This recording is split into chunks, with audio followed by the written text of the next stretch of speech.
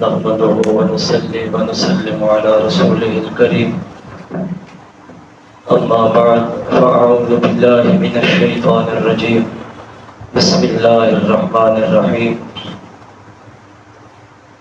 الحمدللہ اللہ رب العزت کی توفیق سے درس قرآن کا ہم آغاز کر رہے ہیں۔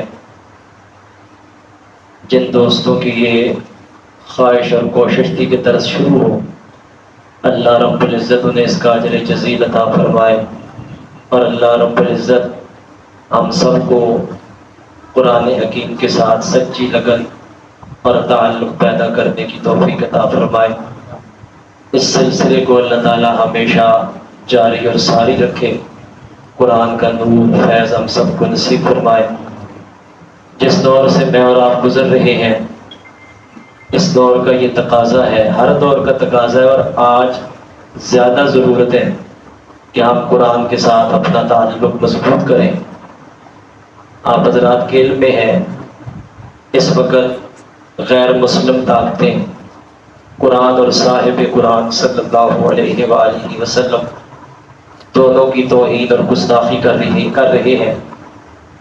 کچھ عرصہ پہلے امریکہ میں ایک پاگل پادری ٹیری جونز نے قرآن کو آگ لگائی تھی، اور اس دفعہ عید الاضحیٰ کے مبارک دن سویڈن کی حکومت میں قرآن حکیم کو معاذ اللہ جلایا گیا ہے۔ قرآن اللہ رب العزت کا کلام ہے، اور حدیث شریف میں یہ آتا ہے کہ قرآن کو سارے کلاموں پر ویسی فضیلت حاصل ہے جیسی خالق کائنات کو اپنی مخلوق پر فضیلت حاصل ہے۔ تو اس اعتبار سے قرآن کی تعظیم، قرآن کا ادب، قرآن کا احترام ہم سب کے لیے ضروری ہے۔ جلانا توہین ہے۔ آپ جانتے ہیں ہندو اپنے مردوں کو جلاتے ہیں اور مسلمان اپنے مردوں کو دفناتے ہیں۔ ہمیں شریعت نے وہ حکم دیا جس میں مردے کی تعظیم ہے، ہمیں مردوں کی توہین کرنے کا حکم نہیں دیا گیا۔ ہر نماز میں اگر کوئی سامنے کھڑا ہو جائے، سامنے سے گزرنے والے کو شریعت منع کرتی ہے، کسی قبر کے سامنے نماز پڑھنے کی اجازت نہیں ہے، لیکن یہ اسلام نے ایک مسلمان کو شان عطا فرمائی۔ وہ فوت ہو جائے، اسے غسل دیا جاتا ہے، صاف ستھرا لباس پہنایا جاتا ہے، خوشبو لگائی جاتی ہے، عزت و احترام کے ساتھ چارپائی سامنے رکھی جاتی ہے، اور سارے پیچھے کھڑے ہو کے اس کی نماز جنازہ ادا کرتے ہیں۔ اس میں یہ اس کی تعظیم کا حکم دیا گیا، اور پھر اس کے بعد اس کو دفنانے کا حکم ہے، جلانے کا حکم نہیں۔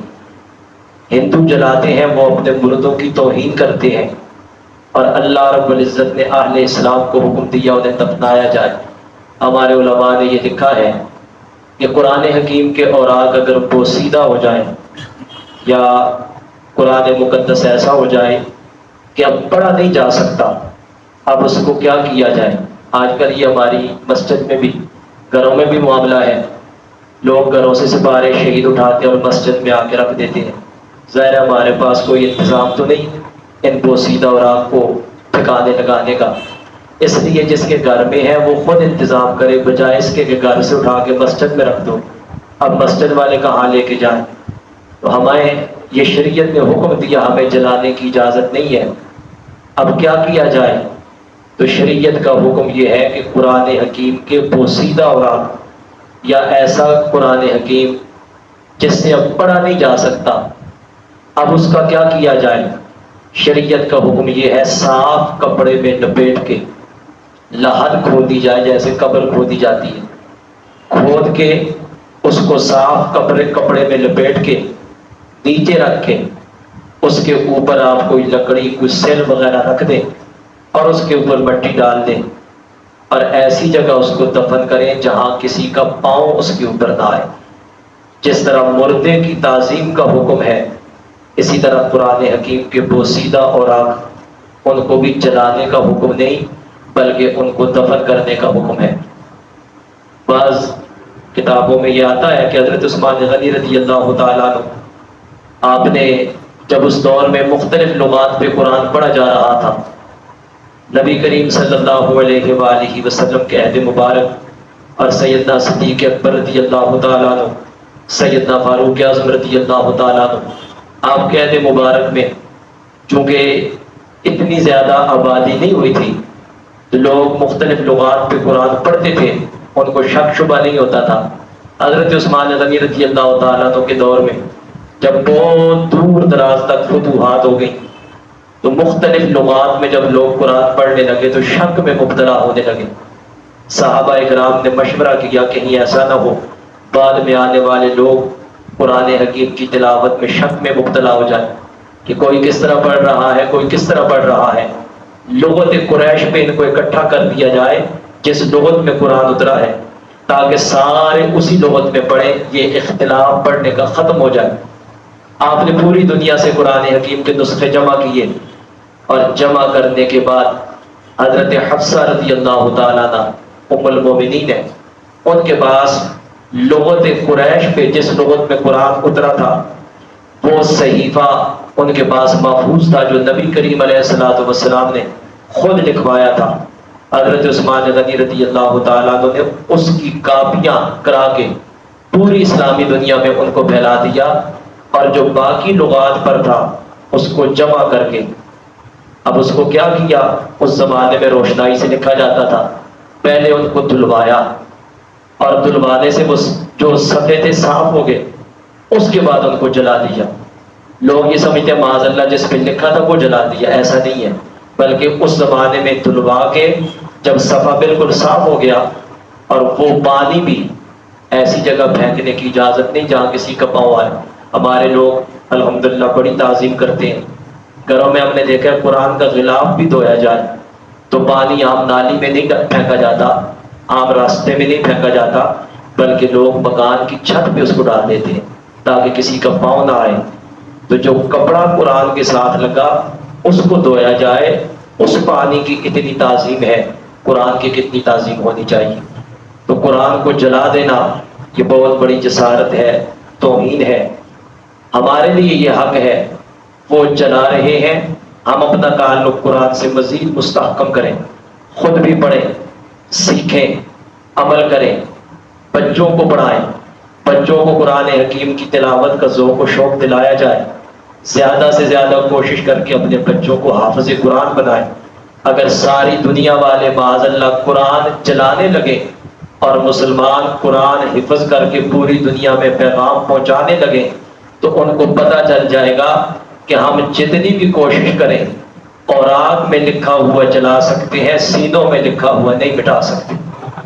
بر صغیر میں جب انگریز آئے تھے انہوں نے بھی یہ سازش کی تھی کہ قرآن حکیم مختلف مساجد سے مختلف علاقوں سے جمع کیے جائیں، اور ان کا ارادہ یہ تھا کہ ہم ان کو جلا کے خاک دریا میں بہا دیں گے اور اس طرح یہ ختم ہو جائے گا۔ تو جب مختلف جگہوں سے انہوں نے قرآن حکیم جمع کرنا شروع کیا تو کسی مسلمان نے پوچھا کیوں جمع کر رہے ہو؟ کہنے لگے ہم اس کو جلا دیں گے اور ایک بڑا خوبصورت قرآن چھاپ کے تمہیں دیں گے، اس کی تلاوت کرنا۔ وہ ان کی سازش کو جان گیا، اس نے کہا کہ اگر تم یہ سازش کرنا چاہتے ہو کہ ہم جلا کے معاذ اللہ اس کو مٹا دیں گے، یہ تمہاری غلط فہمی ہے، خام خیالی ہے۔ باقی کتابیں صرف صفوں پہ لکھی ہوئی ہیں، یہ وہ مبارک اور مقدس کلام ہے جو مسلمانوں کے بچے بچے کے سینے میں نقش ہے۔ جو اوراق میں لکھا ہے اسے تو تم مٹا سکتے ہو، لیکن جو سینوں میں لکھا ہے اسے کوئی بھی نہیں مٹا سکتا۔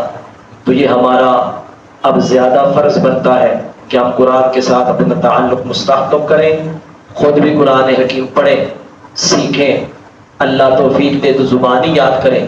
جن کو یاد ہے ان کے لیے بھی زیادہ ضروری ہے کہ وہ زیادہ سے زیادہ اس کو پڑھیں تاکہ قرآن ہمیشہ کے لیے سینوں میں محفوظ ہو جائے۔ اس لیے کہ قرآن ہمارا محتاج نہیں، ہم محتاج ہیں۔ اگر ہم نہیں پڑھیں گے یہ بھول جائے گا، سینوں سے نکل جائے گا۔ وہ بڑا خوش نصیب ہے جس کو اللہ رب العزت نے اپنے کلام کا کچھ حصہ عطا فرمایا ہے اور اس کے سینے کو اس دولت سے مالا مال کیا ہے۔ اور وہ بڑا ہی بد نصیب ہے جو دنیا جہان کی باقی ساری چیزیں یاد کر لیتا ہے، نہیں یاد ہوتا تو رب کا مبارک کلام اسے یاد نہیں ہوتا۔ تو کوشش کرنی چاہیے قرآن حکیم کے ساتھ اپنے تعلق کو مستحکم کرنے کی۔ قرآن حکیم نبی کریم صلی اللہ علیہ وآلہ وسلم نے اس کی ایک شان بیان فرمائی، بے شمار فضائل ہیں، بے شمار شانیں ہیں۔ اس سے پہلے فضائل قرآن کے حوالے سے آپ بارہا سن چکے ہیں۔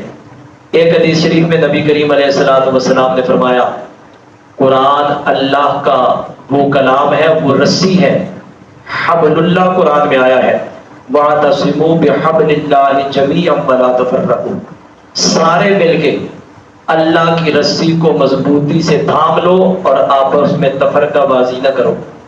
اب حبل اللہ کی تعریف میں مختلف چیزیں علماء نے بیان کی ہیں۔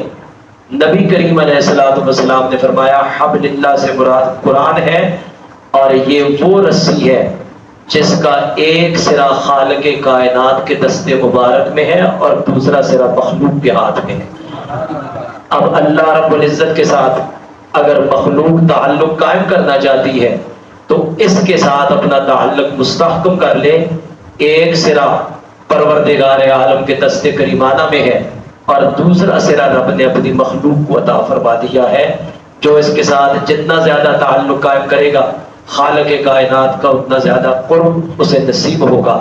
اور جس کو اللہ رب العزت کے قریب ہونے کا شوق ہو کہ مجھے رب کا قرب نصیب ہو جائے، ہر مومن کی تمنا بھی یہی ہے، خواہش بھی یہی ہے کہ اللہ رب العزت کا قرب نصیب ہو جائے، تو نبی کریم علیہ السلام نے طریقہ بتا دیا ہے، وہ اپنا تعلق قرآن کے ساتھ مستحکم کر لے، پروردگار عالم کا قرب اسے نصیب ہو جائے گا۔ سورۃ البقرہ قرآن حکیم کی دوسری سورت ہے، پہلی سورت سورہ فاتحہ ہے۔ سورہ فاتحہ اس لیے نہیں پڑھی کہ جمعۃ المبارک کے دروس میں سورہ فاتحہ کی تفسیر بیان ہو چکی تھی۔ سورہ بقرہ دوسری سورت ہے، اس کا مختصر تعارف اور اگر وقت ہوا تو ایک دو آیتیں ان کا ترجمہ انشاءاللہ اور مختصر سی تشریح عرض کر دوں گا۔ اگر وقت میں گنجائش نہ ہوئی تو آئندہ جمعرات کو انشاءاللہ، ہر جمعرات کو بعد از نماز مغرب درس ہوا کرے گا، تو آئندہ جو جمعرات کو انشاءاللہ آیات کا ترجمہ اور تشریح کر دی جائے گی۔ سورہ بقرہ کا مختصر تعارف آپ سماعت فرما لیں۔ نبی کریم صلی اللہ علیہ وآلہ وسلم کے صحابی ہیں حضرت عبداللہ بن عباس رضی اللہ تعالیٰ عنہ، وہ فرماتے ہیں مدینہ منورہ میں سب سے پہلے یہ سورت نازل ہوئی۔ اس سے مراد یہ ہے کہ جس سورت کی آیات سب سے پہلے مدینہ منورہ میں نازل ہوئی وہ سورۃ البقرہ ہے۔ 40 رکوع ہیں، 286 آیتیں ہیں، 6121 کلمات ہیں اور 25,500 حروف ہیں۔ ایک حرف پڑھا جائے تو 10 نیکیاں ملتی ہیں، اور اگر یہ پوری سورت پڑھی جائے لاکھوں کی تعداد میں نیکیاں اللہ رب العزت پڑھنے والے کو عطا فرماتا ہے۔ بقرہ عربی میں گائے کو کہا جاتا ہے۔ اس سورت میں ایک گائے کا واقعہ ہے، آیت نمبر 67 سے لے کے 73 تک بنی اسرائیل کی ایک گائے کا ذکر ہے، اس کا واقعہ بیان کیا گیا۔ اسی مناسبت سے سورت کا نام سورہ بقرہ ہے۔ اور یہ بھی عرض کرتا چلا جاؤں، یہ آیات کے ضمن میں آگے گفتگو ہوگی۔ یہ گائے ایسی تھی، اتنی مہنگی، اتنی قیمتی کہ آج تک دنیا میں کوئی گائے اتنی قیمتی فروخت نہیں ہوئی ہے۔ بنی اسرائیل میں ایک شخص تھا، اس کا ایک بیٹا تھا۔ جس وقت باپ کی موت کا وقت آیا، اس نے محسوس کیا میں دنیا سے جا رہا ہوں۔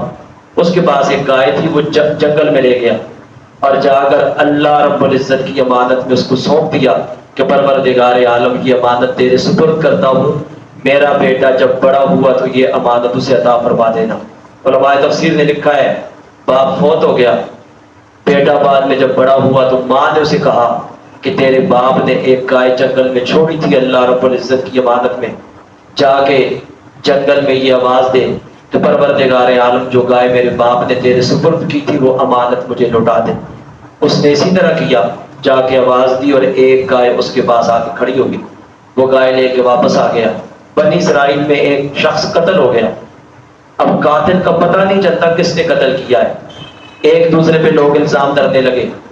اللہ رب العزت نے فرمایا کہ جاؤ حضرت موسیٰ علیہ السلام کی خدمت میں اپنا مسئلہ عرض کرو۔ انہوں نے آ کے عرض کیا کہ ہمارا بندہ قتل ہو گیا اور قاتل کا پتہ نہیں چل رہا۔ آپ نے فرمایا ایک گائے لو، ذبح کرو، اس کا ٹکڑا مقتول کو جا کے لگاؤ، وہ زندہ ہو کے اپنے قاتل کے بارے میں خود بتا دے گا۔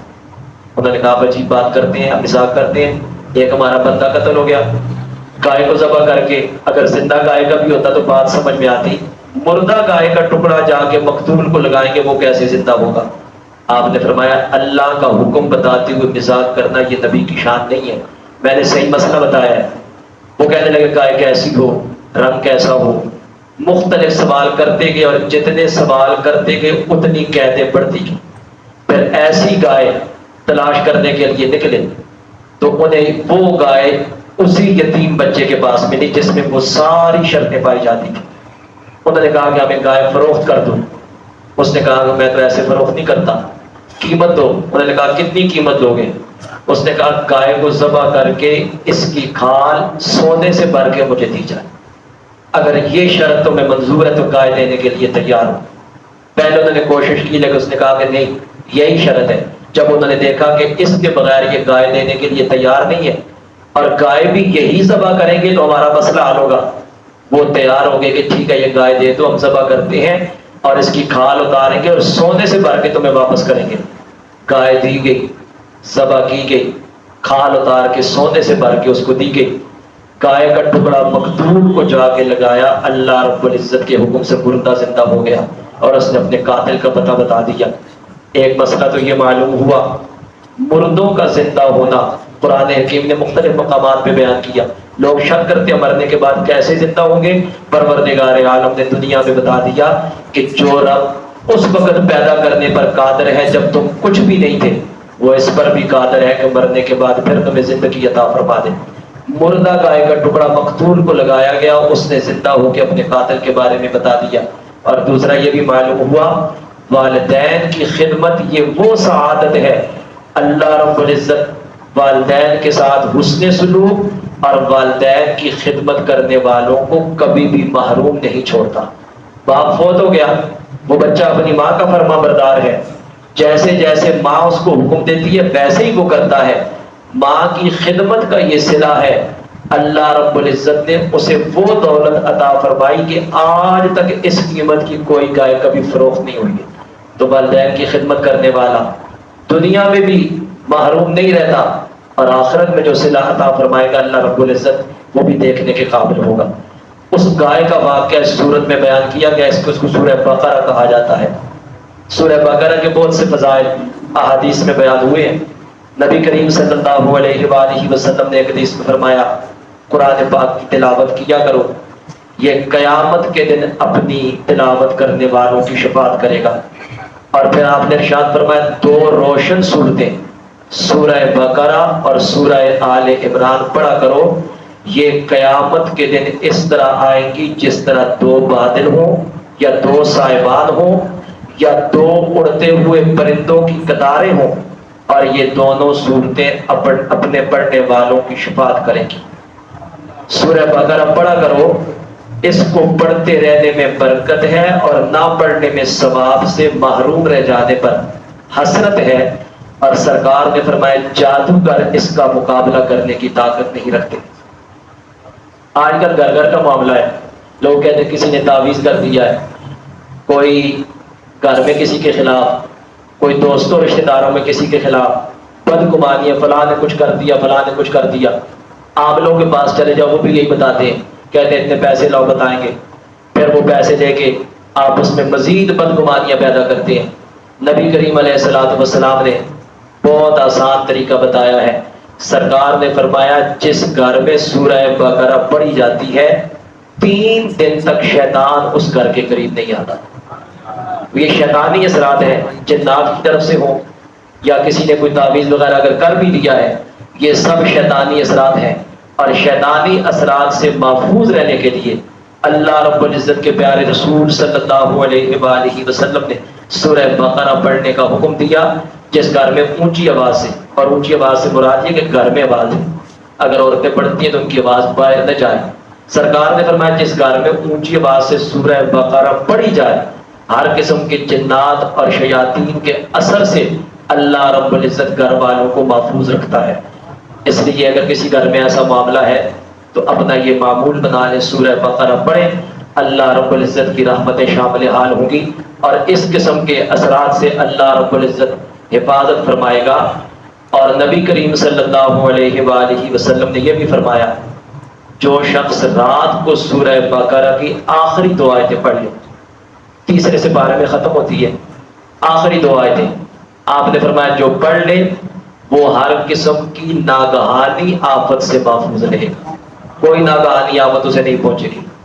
اور نبی کریم علیہ الصلوۃ والسلام نے ایک دوسری حدیث میں یہ بھی ارشاد فرمایا اپنے گھروں کو قبرستان نہ بناؤ، اپنے گھروں میں عبادت کیا کرو، شیطان اس گھر سے بھاگ جاتا ہے جس میں سورہ بقرہ پڑھی جائے۔ اب یہ کتنی برکتیں ہیں اگر ہم قرآن کے ساتھ تعلق قائم کریں، آخرت تو اچھی ہوگی، دنیا میں بھی اللہ رب العزت سکون عطا فرمائے گا، برکتیں عطا فرمائے گا۔ اپنا معمول بنا لیں کوئی دن قرآن کی تلاوت کے بغیر نہ گزرے، بے شک تھوڑا پڑھیں لیکن باقاعدگی سے پڑھیں۔ جب خود گھر میں قرآن پڑھیں گے بچے دیکھیں گے ان کو بھی شوق ہوگا، گھر کی خواتین دیکھیں گی ان کو بھی شوق ہوگا۔ جب سارے قرآن پڑھنے لگ جائیں گے تو ہر طرف سے رحمتوں اور برکتوں کا نزول بھی ہوگا۔ اس صورت میں بہت سے مضامین بیان کیے گئے، یہ قرآن مجید کی سب سے بڑی صورت ہے۔ مرکزی مضمون یہ ہے کہ اس میں بنی اسرائیل پر اللہ رب العزت کے کیے گئے انعامات، ان انعامات کے مقابلے میں بنی اسرائیل کی ناشکری اور ان کے جرائم جیسے بچڑے کی پوجا کرنا، سرکشی، حضرت موسیٰ علیہ السلام سے طرح طرح کے مطالبات، اللہ تعالیٰ کی آیات کا انکار، انبیاء کرام علیہ السلام کو ناحق شہید کرنا، اپنے عہد کو توڑنا، یہ ان کی نافرمانیاں بیان کی گئی ہیں، اور یہودیوں کے باطل عقائد اور ان کے باطل نظریات کا رد بھی کیا گیا ہے۔ مسلمانوں کو یہودیوں کی دھوکہ دہی سے آگاہ کیا گیا ہے۔ اور اس کے علاوہ سورہ بقرہ میں قرآن مجید کی صداقت، قرآن حکیم کے ہر طرح کے شک شبہ سے پاک ہونے کو بیان کیا گیا۔ قرآن مقدس سے حقیقی ہدایت حاصل کرنے والوں اور ان کے اوصاف کا بیان فرمایا گیا۔ قرآن پاک میں شک کرنے والے کفار سے قرآن مجید جیسی کوئی ایک صورت بنا کر لانے کا مطالبہ کیا گیا، اور ان کے عاجز ہونے کو بھی بیان کر دیا کہ قیامت تک تم بنا بھی نہیں سکتے۔ حضرت آدم علیہ السلام کی تخلیق کا واقعہ بیان کیا گیا، فرشتوں کے سامنے ان کی شان کو ظاہر کیا گیا، خانہ کعبہ کی تعمیر، حضرت ابراہیم علیہ السلام کی دعاؤں کا ذکر۔ اس صورت میں نبی کریم صلی اللہ علیہ وآلہ وسلم کی پسندیدگی کی وجہ سے قبلے کی تبدیلی اور اس پر ہونے والے اعتراضات کے جوابات دیے گئے۔ عبادات اور معاملات، نماز قائم کرنے، زکوٰۃ ادا کرنے، رمضان کے روزے رکھنے، بیت اللہ شریف کا حج کرنے، اللہ تعالیٰ کی راہ میں جہاد کرنے، دینی معاملات میں قمری مہینوں پر اعتماد کرنے، اللہ تعالیٰ کی راہ میں مال خرچ کرنے، والدین، رشتہ داروں، یتیموں کے ساتھ حسن سلوک کرنے کا حکم، نکاح، طلاق، رضاعت، عدت کے احکام، قتل کے، جادو، قتل، لوگوں کے مال ناحق کھانے، شراب، سود، جوا وغیرہ، ان ساری چیزوں کی حرمت کو بیان کیا گیا، مختلف احکام بیان کیے گئے۔ تابوت سکینہ، طالوت اور جالوت میں ہونے والی جنگ کا بیان، مردوں کے زندہ کرنے کے ثبوت میں حضرت عزیر علیہ السلام کا واقعہ، حضرت ابراہیم علیہ السلام کو 4 پرندوں کے ذریعے مردوں کو زندہ کرنے پر اللہ رب العزت کی قدرت کا نظارہ کرانے کا واقعہ، اور سورت کے آخر میں اللہ تعالیٰ کی بارگاہ میں رجوع کرنے، گناہوں سے توبہ کرنے، کفار کے خلاف مدد طلب کرنے کی طرف مسلمانوں کو توجہ دلائی گئی، اور مسلمانوں کو قیامت کے دن سے ڈرایا گیا ہے۔ سورہ بقرہ اور سورہ فاتحہ، ان میں مناسبت یہ ہے، سورہ فاتحہ میں ایک دعا سکھائی گئی، اہدنا الصراط المستقیم، اے اللہ ہمیں سیدھے راستے کی ہدایت عطا فرما، سیدھے راستے پر چلا۔ اور سورہ بقرہ میں کامل ایمان والوں کے اوصاف، مشرکین منافقین کی نشانیاں، عیسائیوں یہودیوں کا طرز عمل، اور پھر صراط مستقیم، اس کو بیان کیا گیا کہ یہ دعا کی کہ مالک سیدھے راستے کی ہدایت عطا فرما۔ خالق کائنات فرماتا ہے تم نے دعا مانگی، میں نے قبول کر لی ہے، اگر ہدایت چاہتے ہو ذالک الکتاب لا ریب فیہ ھدی للمتقین، وہ کتاب عطا فرما دی جس میں شک کی گنجائش نہیں، اور یہ پرہیزگار لوگوں کے لیے ہدایت ہے۔ اگر ہدایت چاہتے ہو اس قرآن کے ساتھ تعلق قائم کر لو۔ قرآن کا موضوع انسان ہے، اور انسان کی سب سے بڑی ضرورت ہدایت ہے، اور اللہ رب العزت نے ہدایت کے لیے قرآن حکیم کو نازل فرمایا ہے۔ یہ مجموعہ ہے ہدایات کا۔ اگر ہم اس کے ساتھ تعلق قائم کریں، ہمیں اللہ رب العزت ہدایت کی دولت سے مالا مال فرمائے گا، دنیا اور آخرت کی بلائیں عطا فرمائے گا۔ مختصر تعارف قرآن حکیم کے حوالے سے مختصر سی گفتگو ہے۔ انشاءاللہ آئندہ جمعرات کو قرآن حکیم کی سورہ بقرہ کی ابتدائی آیات، ان کا ترجمہ تشریح عرض کی جائے گی۔ آپ کے وقت کا بھی احساس ہے، زیادہ وقت آپ کا نہ لیا جائے تاکہ آپ اپنے معاملات بھی کرتے رہیں اور یہ سلسلہ بھی جاری رہے۔ اللہ رب العزت ہمیں قرآن حکیم کے ساتھ اپنا تعلق پختہ کرنے کی توفیق عطا فرمائے۔ صدق اللہ مولانا العظیم۔ الحمدللہ رب العالمین والعاقبۃ للمتقین، والصلاة والسلام علی رسولہ محمد وآلہ واصحابہ اجمعین۔ اللهم ربنا آتنا في الدنيا حسنة وفي الآخرة حسنة وقنا عذاب النار وادخلنا الجنة مع الأبرار یا عزیز یا غفار یا رب العالمین۔ پروردگار عالم ہمیں قرآن حکیم کے ساتھ سچی لگن اور محبت نصیب فرما۔ قرآن حکیم کو پڑھنے کی، سمجھنے کی، اس پر عمل کرنے کی توفیق عطا فرما۔ پروردگار عالم ہماری زبانوں کو قرآن حکیم کی تلاوت سے ہمیشہ تر فرما، ہمارے سینوں کو قرآن کے نور سے معمور فرما۔ پروردگار عالم ہمیں انفرادی زندگی اور اجتماعی زندگی میں قرآنی ہدایات پر عمل کرنے کی توفیق عطا فرما۔ پروردگار عالم قرآن حکیم کی حفاظت کا ذمہ آپ نے لیا ہے، ہمیں بھی اپنا کردار ادا کرنے کی توفیق عطا فرمائیے۔ پروردگار عالم دشمنوں کے ناپاک عزائم سے قرآن اور صاحب قرآن کی عزت و حرمت کی حفاظت فرمائیے۔ پروردگار عالم جو لوگ قرآن اور صاحب قرآن کی معاذ اللہ گستاخی اور توہین کر رہے ہیں، اگر ان کے مقدر میں ہدایت ہے تو ہدایت عطا فرما، اگر ان کے مقدر میں ہدایت نہیں تو مالک ان کو نیست و نابود فرما۔ پروردگار عالم ان کی ناپاک سازشوں کو، ناپاک عزائم کو پروردگار عالم کبھی بھی پورا نہ کر، انہیں ہمیشہ کے لیے ذلت اور خواری میں مبتلا فرما جو قرآن اور صاحب قرآن کی توہین کر رہے ہیں۔ پروردگار عالم جو ہاتھ آپ کے حضور پھیلائے ہیں، مخلوق کے سامنے پھیلانے سے محفوظ فرما دیجیے۔ قرآن حکیم کے برکتیں ہم سب کو نصیب فرمائیے۔ پروردگار عالم دارین کی سعادتیں ہمارا مقدر فرمائیے۔ پروردگار عالم محبوب کریم صلی اللہ علیہ وآلہ وسلم کی ساری امت کی خیر فرمائیے۔ جتنے لوگ اپنا وقت نکال کے یہاں تشریف لائے، ایک ایک قدم پر مالک انہیں اپنی بارگاہ سے اس کا اجر و ثواب عطا فرمائیے۔ ان کے حسن نیت سے بڑھ کے اس کا اجر جزیل عطا فرمائیے۔ سب کے جان و مال میں، عزت و آبرو میں، ایمان میں برکتیں اور ترقیاں نصیب فرمائیے۔ پروردگار عالم جو سلسلہ درس قرآن کا شروع ہوا ہے، مالک اس میں استقامت نصیب فرمائیے۔ پروردگار عالم اسی طرح ہر جمعرات کو اپنے گھر میں حاضر ہو کے اپنا مقدس کلام سننے، سنانے کی، سمجھنے سمجھانے کی توفیق عطا فرمائیے۔ جو سنا جائے، سمجھا جائے، اس پر عمل کرنے کی توفیق عطا فرمائیے۔ پروردگار عالم ہم سب کے گھروں میں اپنی خصوصی رحمتیں، برکتیں نازل فرمائیے۔ کچھ ساتھیوں نے یہ مٹھائی کا اہتمام کیا کہ آج آغاز ہے۔ پروردگار عالم جن بزرگوں نے، جن ساتھیوں نے اہتمام کیا ہے، اس کا ان کو اجر عطا فرمائیے۔ ان کے جان و مال میں، عزت و آبرو میں، ایمان میں برکتیں اور ترقیاں نصیب فرمائیے۔ ربنا تقبل منا انك انت السميع العليم وتب علينا انك انت التواب الرحيم وصلى الله تعالى على خير خلقه محمد وآله واصحابه اجمعين برحمتك يا